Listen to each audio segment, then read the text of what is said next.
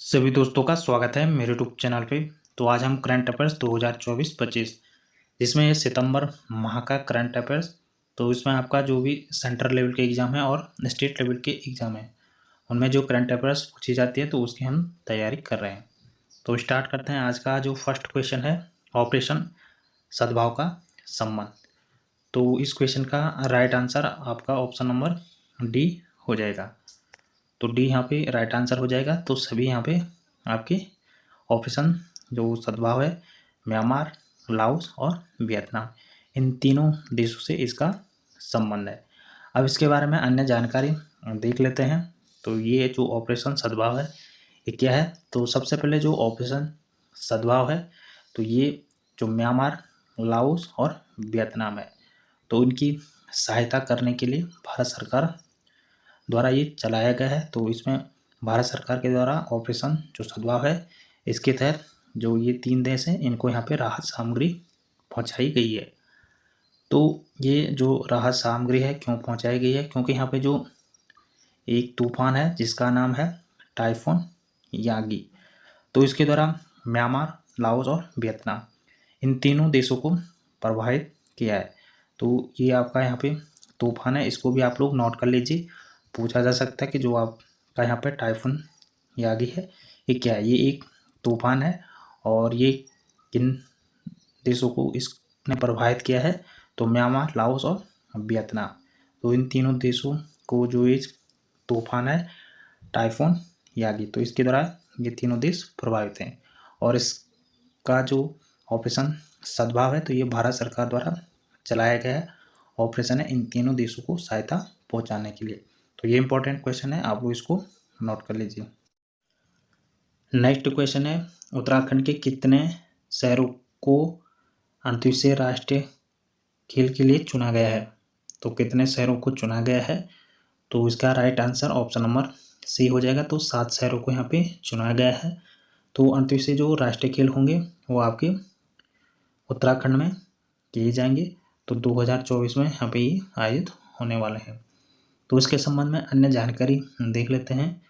तो अंतर्राष्ट्रीय जो राष्ट्रीय खेल होंगे वो उत्तराखंड के 7 शहरों में किए जाएंगे।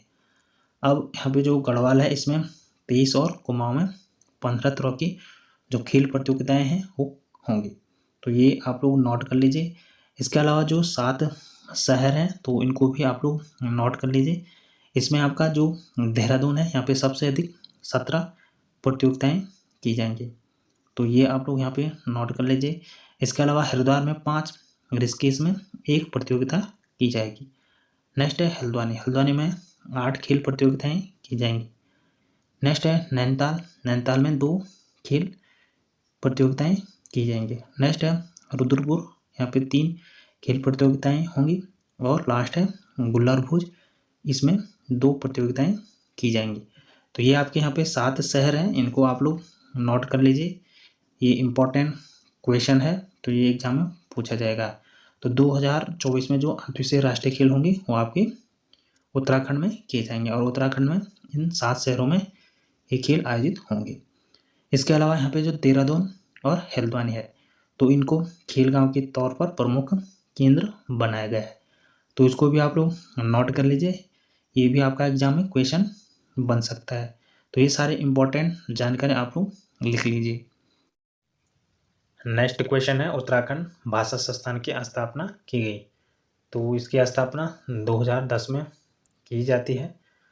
अब जो उत्तराखंड भाषा संस्थान है इसकी स्थापना बेसिकली जो उत्तराखंड की बोली भाषा है तो उसको जो भारत की अनुसूची 8 है उसमें शामिल करने के लिए बनाया जाता है।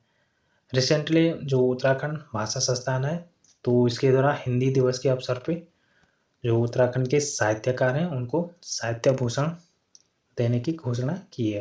तो इसको भी आप लोग नोट कर लीजिए। इसके अलावा जो भाषा मंत्री हैं उत्तराखंड के वो आपके सुबोध उनियाल हैं, तो इनको भी आप लोग नोट कर लीजिए। तो ये इम्पोर्टेंट क्वेश्चन है। अब इसके बारे में अन्य जानकारियाँ आप लोग लिख लीजिए। तो यहाँ पे जो इसकी स्थापना की जाती है 2010 में और इस पे जो एक्ट बनाया जाता है 2018 में।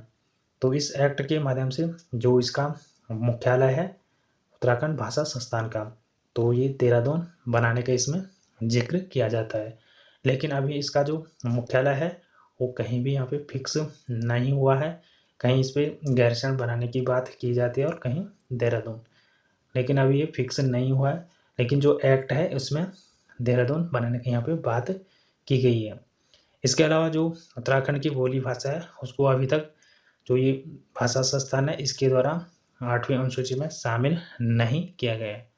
जबकि यहाँ पे उत्तराखंड से बहुत सारी चीज़ें यहाँ पे बन गई हैं। जो गढ़वाली कुमाऊनी भाषा जो साहित्य है इसमें पीएचडी शोध ग्रंथ यहाँ पे लिखे गए हैं। साथ ही जो यहाँ पे 1913 में जो गढ़वाली भाषा का प्रथम समाचार पत्र गढ़वाली समाचार पत्र इसका भी यहाँ पे प्रकाशन हो चुका है।